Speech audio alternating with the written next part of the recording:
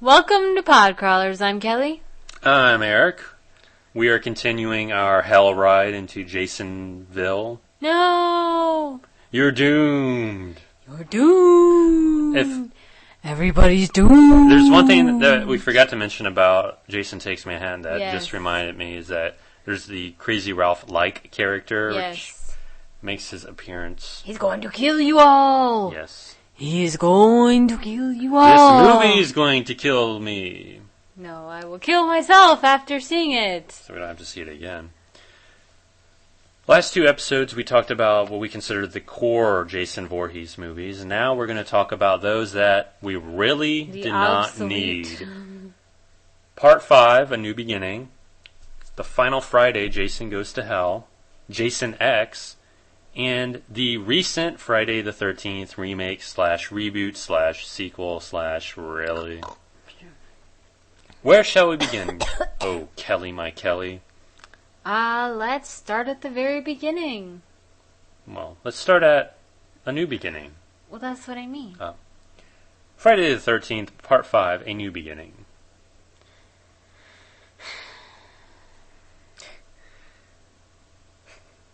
This is what I consider the Halloween 3 of the Friday the 13th movies. I can see that. This takes place after the final chapter where Tommy Jarvis kills Jason. In this movie, he is sent to a halfway house for mental cases. Mm-hmm. But someone is stalking them one by one. Who is the killer? Bah! Is it the paramedic who acts a little suspicious when he picks up the dead body at the halfway house? Or is it Tommy Jarvis himself? Or is it Jason Voorhees? No, I think the first two kind of dead on, at least the first one.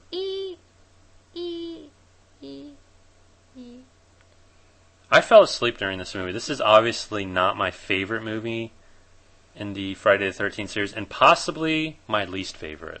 It is so boring. What do you mean? Well, let's begin. First of all, Jason Voorhees is only seen, in hallucinations. Yes. It's like Tommy Jarvis looks out the window and Jason's standing there. Tommy Jarvis looks away, looks back, he's not standing there. That sounds like Halloween. Wow. With Michael Myers. But a much better movie. Yes. Meaning, Halloween's the much better movie. Right. Oh, that's obvious. That's a given. There's not much to say about a movie that puts me to sleep, and I just don't consider it part of the official canon of Friday the 13th. I will give it a point for giving us a surprise death that I forgot about early on, where the guy with anger problems kills the fat comedy relief, who I thought would be throughout the movie. Right. But that's about it. That's all I give it. There's really not a likable character in this movie. Not at all. It's really dumb. It's a lot of plot conveniences. For instance, I don't even know what she is. Like the halfway house mom, I guess you could say, is trying to get away in a truck or a Jeep, and the Jeep just happens to break down for no goddamn reason. What do you mean? Right. So I really enjoyed the neighbors. The neighbors. Very Wait a minute. interesting. Speaking of neighbors, Yeah? I do believe we have some special guests. Really? The Hick mom and son from Friday the 13th, Part 5, A New Beginning. Get those crazies off my farm. Mom, we're not on a farm right now. We're talking Shut to up! this. Oh, don't hit me there, Mom. Don't hit me there, Mom. I'm getting tingly, Mom. I don't want them crazies on my property. We're here in a city. We're talking. We're doing what they call. What do they call it? A pea pod or something. What the hell are you talking about? You're an idiot. Oh, don't hit me, Mom. I'm gonna kill you. I'm gonna kill you in your sleep. I brought you into this world, unfortunately, and I can take you out. I'm sorry, Mom. It's just being in the city really get to me. It's just a lot of new ideas in this city that I can't process. We ain't in the city. We're in the city. No, we're not. We're here doing this pea pod. No. Yes, we are. No, we're not in the city. Yes, we are. I'm hungry. All this talk's making me hungry. You're dead. I'm not dead. You don't need to be. I'm not dead. Need to be hungry. That was a movie, Ma. That was a movie. I love you, Ma. You Shut look up. so pretty. Shut up. You're so pretty sitting there. Oh, don't hit me, Ma. You're making me angry. You don't want me to get angry at you, Ma. You're so pretty. All right. Thank you guys for being here. That was the worst guest appearance ever. Moving on, please. Can we move on? Possibly. Paramount, after the spectacular failure of Jason Takes Manhattan, sold the Jason franchise to New Line Cinema. And first thing we got was Jason Goes to Hell, The Final Friday, which I guess was going to be the actual final Jason movie. Which is, I guess, a good ending to the series. However, it suffers from a lot of things, a lot of problems. First of all, it suffers from being made in the early 90s. And it is a product of the early 90s. Anybody who's familiar with, different eras of horror movies knows that, the 80s, there's a certain vibe and a certain, I don't even know, not an innocence, but I guess like an innocence, a certain innocent charm to those movies. The early 90s is like, they're coming down from their cocaine high, so they're trying to get serious, but still, it's stupid. Yes. So it suffers from that. Oh, should we go into the story a little bit? Sure. Jason is alive somehow, and according to IMDb, there was a comic book that bridged the gap between Jason Takes Manhattan and Final Friday, and that, talks about his resurrection and all this other stuff. However, I wish it was part of the movie and not a comic book. Yeah. Because just seeing Jason stalk, this woman in the beginning of the movie was kind of like, but what about part 8? So obviously the producers didn't care. So I'm not going to care watching this movie. Okay. The credits are Sci-Fi Channel movie quality in terms of graphics, in terms of the music, and in terms of how, they'll show a couple of credits, and then you'll get the autopsy scene of Jason, which was cutting edge in the early 90s, cutting back and forth, which now it's common on just about any Sci-Fi Channel quality movie. Mm-hmm. Other problems is that they introduced this Voorhees curse. How it came to be, I have no idea. There's a way to kill Jason, but only a Voorhees can do it with whatever. When did this happen? You know what I mean? How come through 8 movies, 10 years, there was no clue at all that, they were playing with evil forces the whole time? Or that Jason even has any other family. Exactly.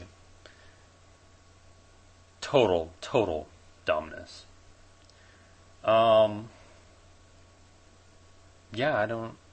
It's just bad. I mean, it's... Well, here we have Jason's sister, who happens to live in the fucking same town, but for the past however many years, no clue. Nope, these killings are going on? Oh. And now all of a sudden Jason's going after her? That reminds me of a Halloween movie or something, perhaps. Perhaps. Although, Erin Gray... Erin Gray is in this for a couple minutes, and she is horrible. As the sister. She is a bad actress in this movie. Oh, come on. When she was telling, when we first saw her and the male protagonist, she was emoting, I guess is the word. she was just saying her lines and acting all her. She's from Silver Spoons. She was like way up here, and this movie was way down here. So there's a scene in the. I'm not even going to acknowledge that. There's a scene in the movie where one of the female bimbos has to go pee.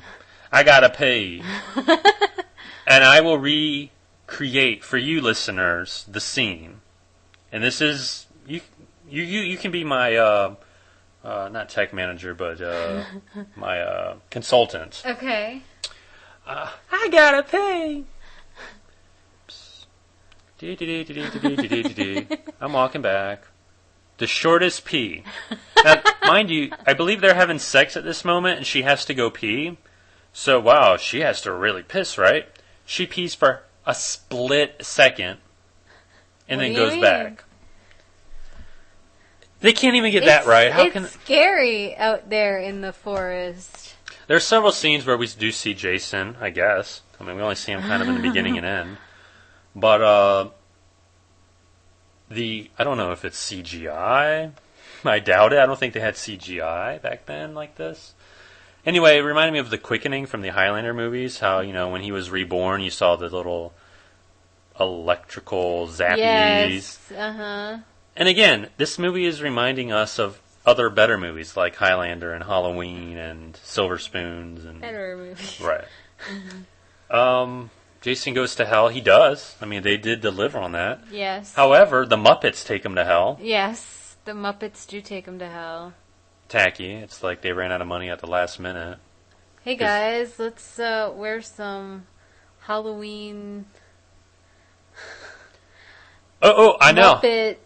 I went to Walgreens and I bought a Freddy Krueger glove. We can use that too. Okay. Yeah. Yeah. Freddy Krueger. Bastard. Of course, it only happened, 10, 12, 13 years later that Freddy vs. Jason occurred, but they tried. You mean they skipped all that time? Well, we'll get to that.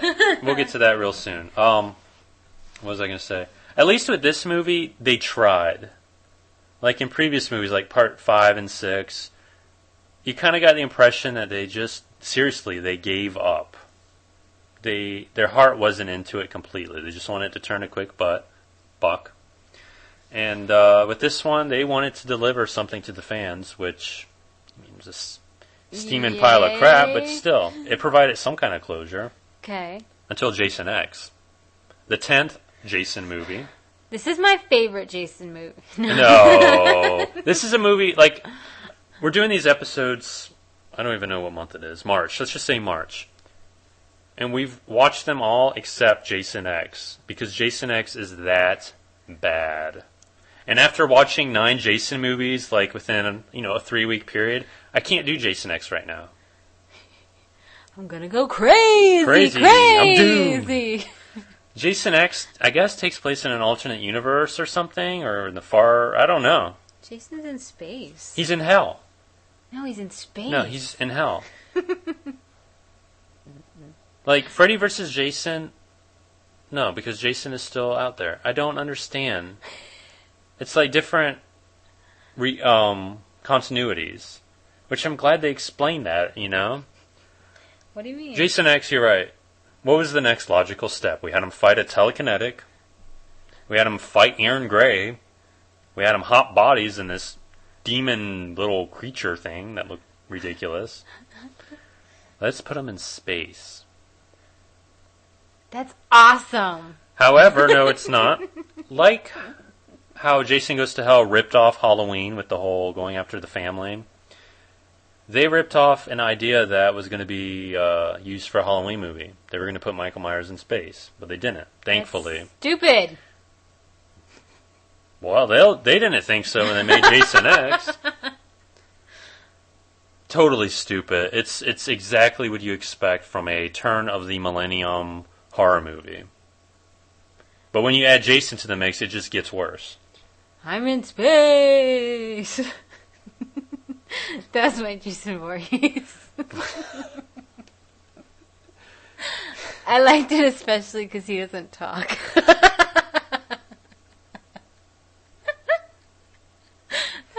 Maybe if he talked, he wouldn't kill as much, you know? It's like, Jason, don't you want to talk about it? I hate you guys. I really do. I want to kill you all.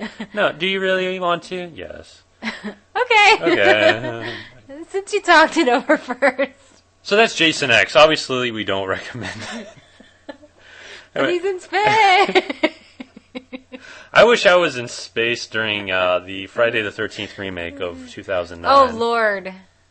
We saw this in the theater, obviously. That's painful. Stop. We I don't want to talk about it. We had to watch it out of respect for the series and because we're horror fans. Yeah, but here's the thing. I felt like I had to watch the Rob Zombie Halloween remake out of respect for the Halloween series, and God knows I wish I had never done that.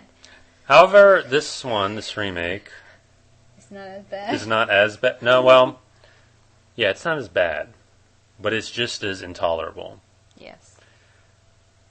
A synopsis, basically the first 3 movies combined into one. I don't like that at all about it. Jason kidnaps a girl for some reason, I guess because she reminds him of his dead mother. I don't know why. Maybe he's lonely. Know. It's something that he's totally never out of done character. before. Totally out of character. And I don't understand why he would do it. To give, I don't know, to pad the running time. I mean, they have the locket, okay? Right. So that's why I agree it has something to do with his dead mother. But I can't even... that's stupid. I'm going to put this on the level of Part 5 as my least favorite. And thank you, Nana Visitor, for being in the first 2 minutes. 2 minutes of the movie as Mrs. Voorhees. And thank you And that's it. And thank you, Jared Padalecki, for collecting a paycheck. Someone said that this was it felt like a third-rate Supernatural episode or something along those lines. And yeah, with his presence, it did. No, because it would have been better if Jensen Ackles had been in it. Oh, are you kidding me? Yes. There's not much to say about this movie. I mean, it is what it is. It's there. It's stupid. We'll say the Asian kid in it was pretty good. He is good. We'll say that also Dick Casablancas from Veronica Mars collects his paycheck also. Yeah, being Dick Casablancas from Veronica Right. Mars. So, kudos. Good job. Yeah. Good job. No. Ryan. Seacrest. No. Would have been better for Seacrest. Ryan, who gives a fuck? Moving on. Crap. Is there anything else memorable about the movie? Nope. Not at Not at all. all. It's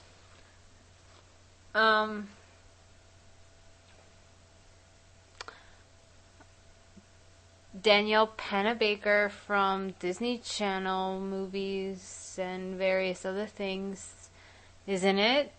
Not that that's memorable, but it's kind of a different way for her career to go, I guess. she's grown up. I think it's Danielle Panabaker who's in it. She has a sister, too. Yes. I guess. I think we're at the end of the road here. It is the end And at the end of the road is Camp Crystal Lake. Yes. Awesome. Shall we do a quick, our favorite ones and least favorite now? Sure. Kelly, I'm going to ask you, what, in your opinion, is your favorite Jason movie? And also, should stop also, we haven't talked about Freddy vs. Jason because in the very near future, we are going to go over the Nightmare on Elm Street movies. Yes. And that will be the final movie that we talk about. My favorite Jason movie is Jason X. No.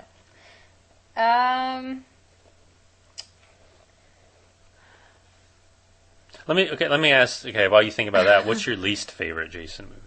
Jason X. What's your favorite and least favorite? It's not my favorite. I was just joking. Jason X is your least favorite? Well, it's my least favorite because I think it's the stupidest, and not related-ist of them all. Right. My favorite would probably have to be number 3. The one in 3D. Yes. That's probably my favorite, part 3. I like that one. That seemed to like just, I don't know, it's bad. Well, yeah. But it's tolerable for the 90 minutes. It's the most tolerable, I think, of all of them, even the first one. Right. Because, when you think of Friday the 13th, you don't think of Jason Voorhees' mom being the killer in the first one, right. You know? Or at least that's not what I think about. And you need... If he's going to be the bad guy, which it seems like he is of this series... Mm-hmm. Then the first one seems almost like a standalone because he has nothing to do with the first one. Right. So for those listening out there who are interested in watching these movies, watch the first one only for historical value. But I believe, and you can, of course, put in your 3 cents, I believe the essential Jason movies are probably